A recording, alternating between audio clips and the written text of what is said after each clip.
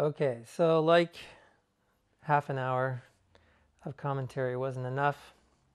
I've got one little bit more. And I just felt I had forgotten to put it in, and it was actually quite important.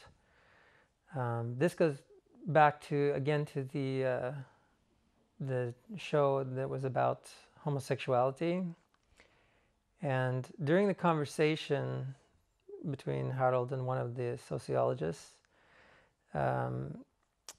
Harold asked if he himself could become homosexual if he chose to do so. And the sociologist said yes.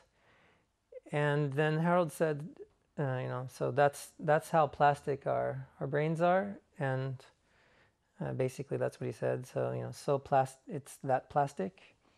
And the sociologist said, yes, that's how plastic it is.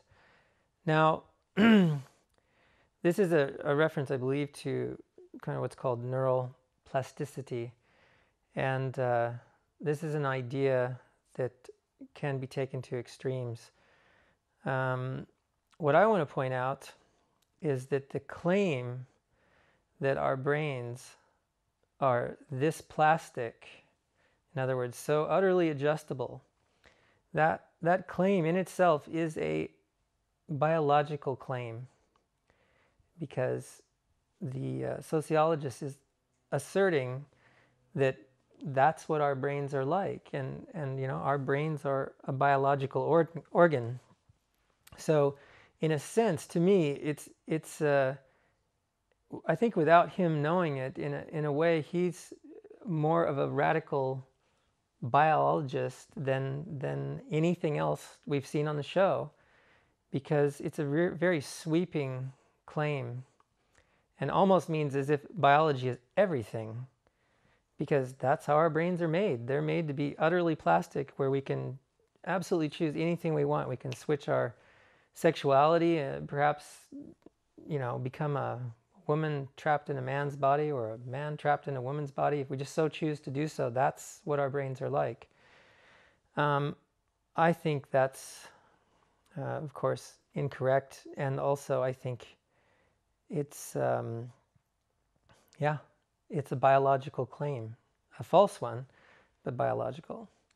I think there could be an objection raised to that. What they could say is that, oh, but I don't mean the brain, but I mean the human mind. So then they'd be drawing a division between our brains and our minds. And this runs them into a lot of other trouble, because this sort of leads to the ideal of dualism, as if we have this organ that's our brain, but everything that goes on in our minds is something somehow separate from that, a non-material thing, if you will. Other people can make better arguments against that sort of thinking, but it's an incoherent thought. A quick example is that, if your mind really is separate from your brain, then why is it that physical damage to the brain can cause aspects of your mind to simply disappear, no longer function? There's numerous examples of this, where we can just lose our ability to speak.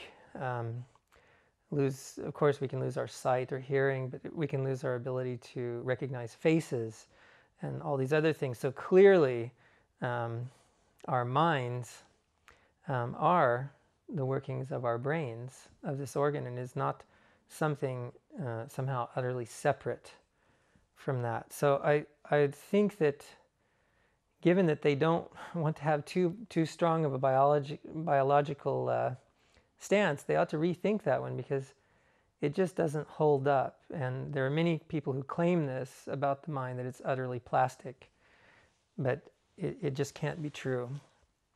And the other thing is that, again, going back to what I said in my earlier video, that it's a misunderstanding of evolution.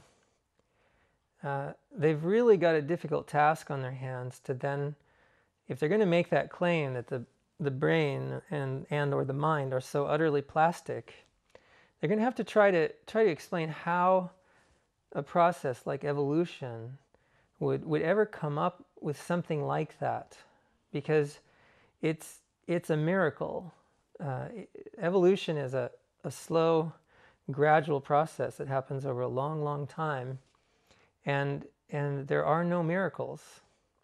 But an organ in any animal that would be able to function in that way, so it just wouldn't matter, what sort of environment you dropped it in, or what it had to eat, or what it had to have sex with, or anything else. If everything was just random, there can be no logical basis for thinking that the process of evolution could come up with something like that. So you have to then sort of allow yourself to go in for magical thinking, and that shouldn't be good enough, at least in the context of this series.